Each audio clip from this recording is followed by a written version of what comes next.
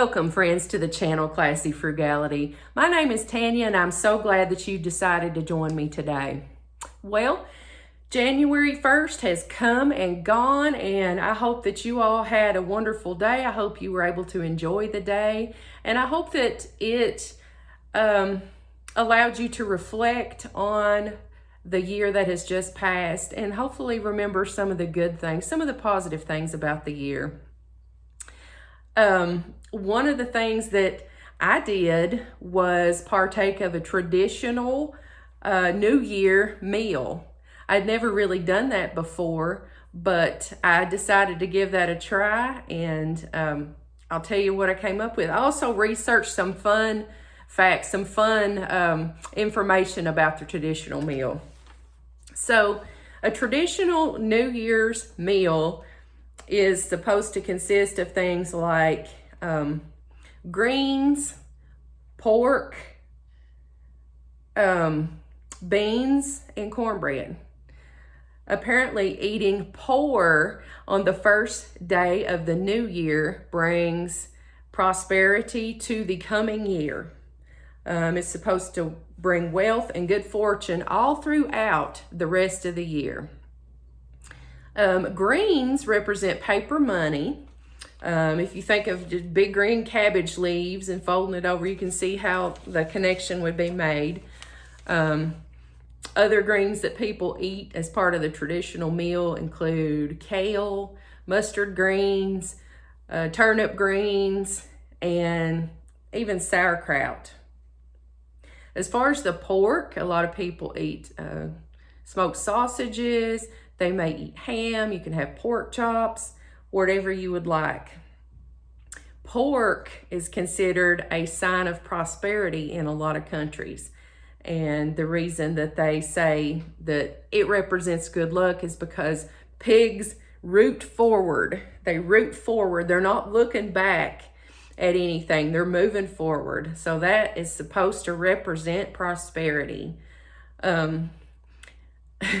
Some funny things that I read about the different meats. You're not supposed to eat chicken on New Year's Day. Chickens are considered bad fortune because chickens scratch backwards in the dirt. So you're not supposed to be looking back. You're supposed to be looking forward into the new year. You're also not supposed to eat lobster on the first day of the year because apparently, and I didn't know this, lobsters swim backwards. So again, that's going backwards. You're not moving forward. You're not looking forward into prosperity. You're looking backwards. So pork is supposed to be the dish to eat on New Year's Day. Now beans represent coins. Where the greens represented the paper money, the beans represent the coins, okay? Traditionally, people have black-eyed peas. You've probably heard this or read about this. I didn't have black-eyed peas for our meal, so I used pinto beans. You can have really any kind of bean when it comes to that. Pinto beans, we eat those anyway. We keep lots of those. I usually buy them in the 20-pound bag for $14 and something at Walmart. And then I put them off into separate jars. Cornbread. The kernels of corn also symbolize coins. So therefore, it said that cornbread symbolizes gold. So I thought that was all just really neat information to have. Do I believe that? No, I don't. I don't believe in all those old wives' tales and all those old superstitions. I don't believe in any of that, but I still think it's just a fun tradition, just a fun thing to do for New Year's Day, plus a good meal to eat. So I'm going to show you a video of the meal that we had. So hang right in there. Here it comes. Hey, everybody. It is New Year's Day, and I wanted to show you my traditional New Year's dinner that I'm cooking. And it's extremely delicious. It's extremely frugal and cheap, and we're guaranteed to have leftovers. Notice I'm only using the stove for one thing. I've got it on preheat right now to make the cornbread, but I'm gonna make the other things in my 2 slow cookers. So here's what we've got. Pinto beans, and this is what I use. I don't know if you can see that. I save my jars. This was a sauce jar, spaghetti sauce jar, Classico.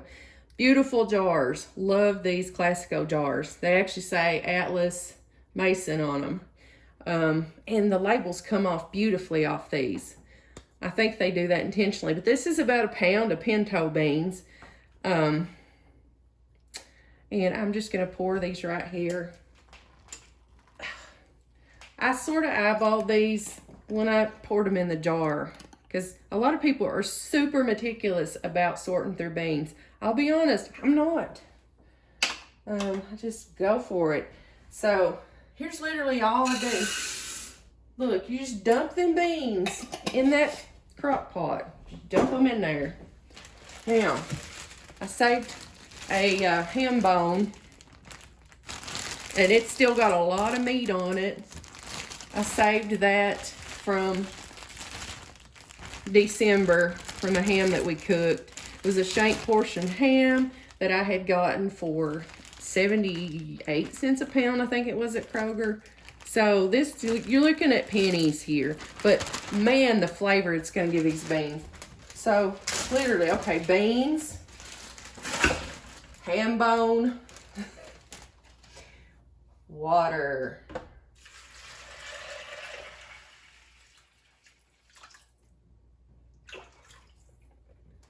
However much this thing holds. I don't know. But it came up about 2/3 of the way into that crock pot. I've got it set on low for 8 hours. That's all I do. That's it.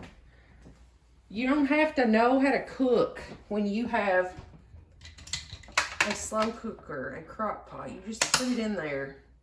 Dump it in there and turn it on and go. That'll be ready in 8 hours. All right. Next is our cornbread. This is what we're going to use for the cornbread. Jiffy corn muffin mix, 50 cents a box at Walmart. And here is our cabbage, 49 cents at Kroger. And I'm literally just going to cut it up and put it in that other crock pot.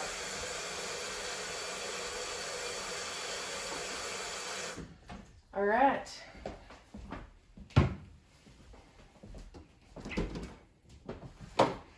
Okay, let's get to cutting. I'm not going to add my water in that till after I get the cabbage in there, because I want to see how much I can fit. It's not very sharp knife. I think I need a serrated knife. Yep. That little serrated knife seems to be doing better. It's smaller, but it's doing better. I'm going to cut some more of that, and then I'll be right back with you. Okay, I got my cabbage chopped up, and got that filled up to the top of that slow cooker. And I'm just going to add water.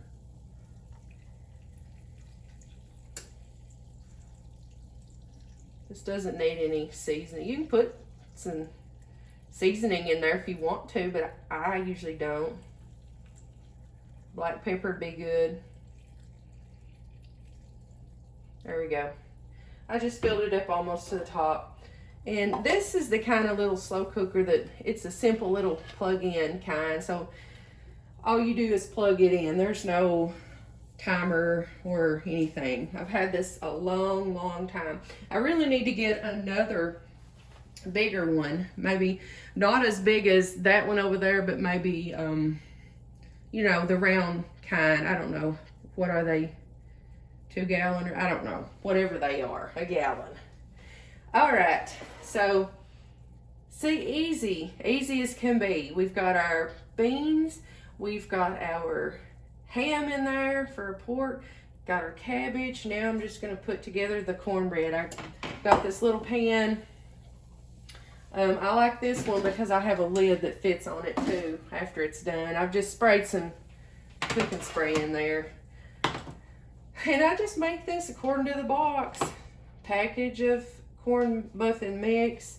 It calls for 1/3 cup of milk. Now you all know, I've told you this before. I usually don't put milk in this. I usually put water. But I happen to have milk that I had bought for my son to drink when him and my daughter-in-law and my grandchild came over here. I don't drink milk a whole lot. It tends to hurt my stomach. I like milk, I like cereal, but I don't drink it a whole lot. 1 egg. So that's why I added this milk to this. I don't want it to go bad. Doesn't hurt my stomach if I eat it in something cooked. But just to drink a glass of milk, it tends to bother me. I think this was a little bit more than 1/3 cup. It's closer to the 1/2 cup mark on there, but that's fine. Just mix that up to where everything's incorporated. You're not supposed to over mix cornbread. I always remember on Anne of Green Gables, I remember Rachel Lynde telling Anne, she told her to mix up some batter for cornmeal muffins, and Anne was trying to make the cornmeal muffins, and I remember Rachel Lynde saying, "Don't over stir, child, they'll be as tough as nails." So that actually helped me in my own cooking. I try to remember that. All right. Let's put it in here. Use my silicone thing to get every bit of it out. As I've told you before, I don't like to waste food. And batter is one of those things.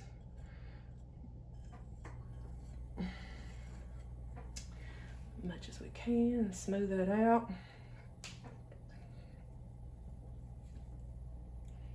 All right, put that in the oven. What's it say here?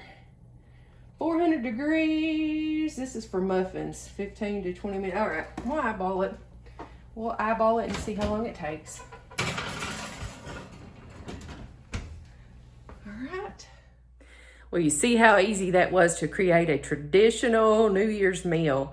Now, we were so hungry when that got finished. It made the house smell so good that I didn't even remember to film and get footage of the finished product. But trust me when I tell you, it was delicious. Big bowl of pinto beans with the most delicious bits of ham all through it. Sweet cornbread. I had cut up some onions and mixed in with that. And then on the side was that delicious cooked cabbage. So according to the traditions, we should now be wealthy and prosperous for the coming year. I hope you all have enjoyed this video. If you have enjoyed it, if you find any of it useful, please hit that like button. Give me a big thumbs up. Also, if you haven't subscribed to the Classy Frugality family, if you would hit that subscribe button down in the corner, I would be most appreciative. Until next time, have a blessed day.